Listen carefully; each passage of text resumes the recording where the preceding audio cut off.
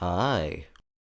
I know none of you follow my Twitter or read my community posts, but I've made a decision to give the Steven Universe video a complete rework. But it's been, a little bit since I uploaded a proper video, so I thought this would be a good enough treat to tide over all of my adoring fans. So, welcome to the Cheick Vault. This is just a small selection of things that wouldn't really make it into their own videos, whether it be my own segments and collabs I've done, old videos, or just addressing things. So I think it's a good idea to start off with... I referenced this in my old wonky storytime animation video, but I made an animation as one of my final sixth form projects. It was awful! I mean, I passed, but it was still awful. I thought it would be a good shout to show it off and not leave people in suspense.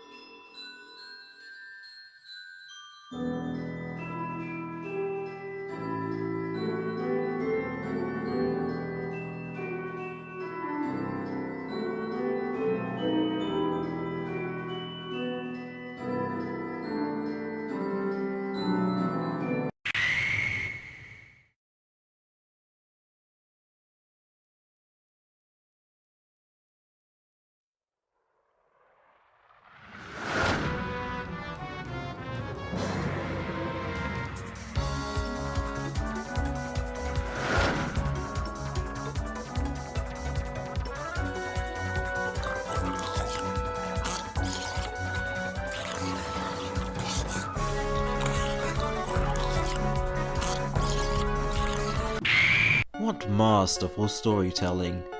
So, fun fact, I'm lazy. Both of the character names are a code.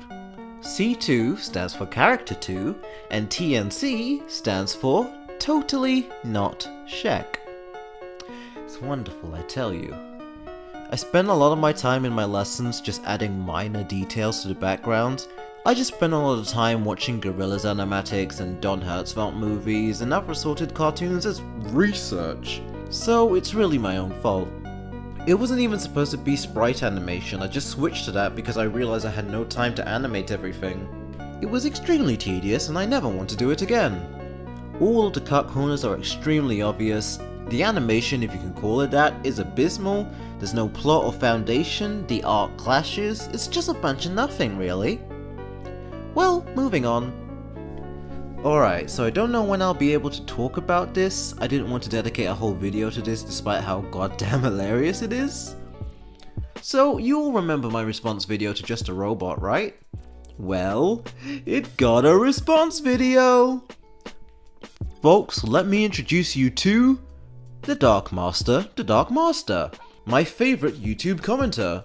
A wonderful chap who can't tell when one of my friends are making jokes, gets mad at me for saying Jack Saint made videos regarding this subjects, epically owning my representation video by missing the point completely, accuses people making videos on a topic that is wildly misconstrued as being dishonest to own the right.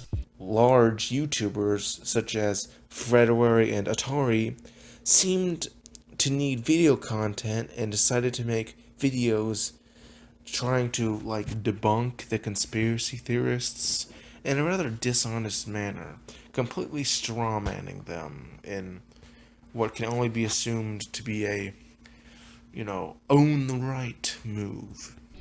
And basically lies and completely ignores anything I said. Bear with me on this one, it's hilarious. I'll be focusing mainly on what's said about me, but I'll throw in some other stuff too. So, what was I trying to say with my response video to Jar? Your ignorance is leading you to spread misinformation about the animation industry to your audience who will trust what you say, and there's already a decent amount of misinformation out there. Modern animation is so much more than 6 heads that have a similar shape to them. So how does the Dark Master, respond to the things I've said?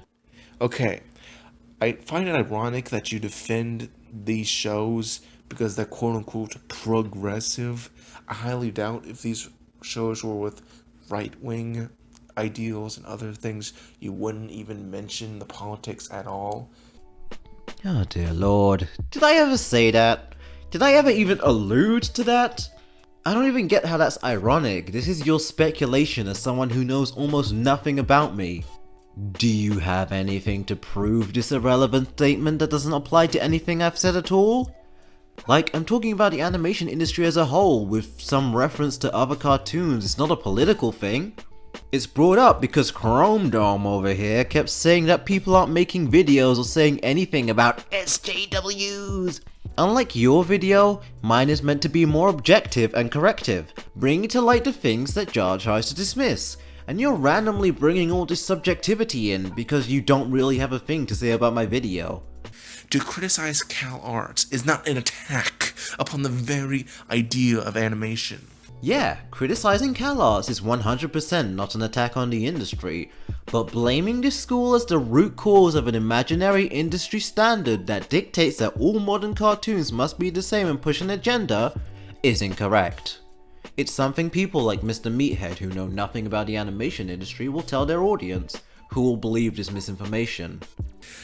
You guys really need to learn to be individuals and stop taking a criticism of a group that you belong to as an attack upon all. What group? People who don't like lies? Oh, and one more thing before I share my final thoughts and conclusions, because this guy says something kind of funny. You do realize a show doesn't have to be realistic or dark or gritty or have realistic proportions. A show can be action-oriented or have action elements and still... You know what? It's better if I just show you instead of telling you. Even though it's a known fact that Rebecca Sugar doesn't use character sheets and is well known to often have Steven be off-model because of, creative freedom, which is a good thing in some circumstances, though it's not always good if you're trying to achieve a good product. So really, this is just a pointless jab at Jar for literally no reason at all. What the fuck are you motherfucking talking about, you little bitch? Me saying action shows don't need to be dark or have realistic proportions has nothing to do with the inconsistency in Steven Universe. Plus, here's where you're wrong again. The Steven Universe staff do use character sheets. Yes, there are inconsistencies, and yes, they're not good, but they're mainly caused by communication difficulty between the storyboarders and the overseas animators. It's not a product of laziness or lack of skill as people would have you believe. I'll talk more about it in the Steven Universe video. So in conclusion, what is the CalArts conspiracy? Well, from my research, it is pretty much nothing more than a bunch of larger and smaller YouTubers gaslighting what is basically a bunch of memes to be an attack upon the very animation industry itself. Pam, the only gases that need to be lit are the words coming out of your ass. That was honestly quite ridiculous. Like, Jar's response held more weight. But honestly, now that I've had a commentary done on me, I feel like a real YouTuber now. Though, this isn't the only thing the Dark Master had to say when I responded to his video. I mean, sure, if you want to lie, cut context, misrepresent or ignore almost everything I say. I wasn't lying, I was simply stating about the video sections I was given. I find the need to defend a monopoly like CalArts from a supposed anti-monopoly person very funny. For some reason I think that, if this was, say, a southern state, you'd have an issue with it. So first off, 1. I never said I was anti-monopoly. Though I obviously don't think it's a good idea to have so much media in the hands of one. You know, no one man should have all that power. 2. CalArts isn't a monopoly. What the actual hell are you going on about? I think during his hours of research he looked on Wikipedia, saw that it was partially founded by Walt Disney, so he thought that the actual Disney Corporation owned it. It's a private school. I'm not letting the works of those who came from there be dismissed by internet weirdos who can't read a tweet thread or Wikipedia page. And 3. Something about southern states. Why is this relevant at all? No matter where the building is, it doesn't make your Lord Justius Roboticus any more right or even wrong. Now get out of here, you rejected spawn of dark matter. These next videos are from collabs I've done on friends' channels, Veritas Joe and Review Your Life. I'm quite fond of doing collabs really. I actually have a playlist that has videos and such I've been in. Go check out all of these lovely friends of mine. In animation especially, there's a definite distinction between adult and mature. Whenever you see an ad or a promotion for a new adult cartoon, it's always marketed as edgy or extreme. Love, Death and Robots was a great anthology series. However, the advertising hammered in that this was NSFW, no kids allowed. For a long time there's always been this stigma of animation as a thing for kids, so companies like Netflix always have to shove in your face just how edgy their next animated show is, only to see that it's another butt-ugly Seth MacFarlane clone. Shows like Brickleberry, Family Guy, and Paradise PD pride themselves on stale and repetitive outrage humour. These shows are adult, but they aren't mature, far from it. I mean, Brickleberry's first episode cold opens on a park full of animals going at it. The thing that makes them adult is that there's less restrictions on what can be shown, like sex, drugs, and violence, and those are just used to make those shows more gross out than they would be. This is where adult differs from mature. Any show has potential to be mature, regardless of whether it's adult or not. A mature show knows when to be serious or communicate something evocative. Say what you will about Steven Universe, but it knows when and how to be serious.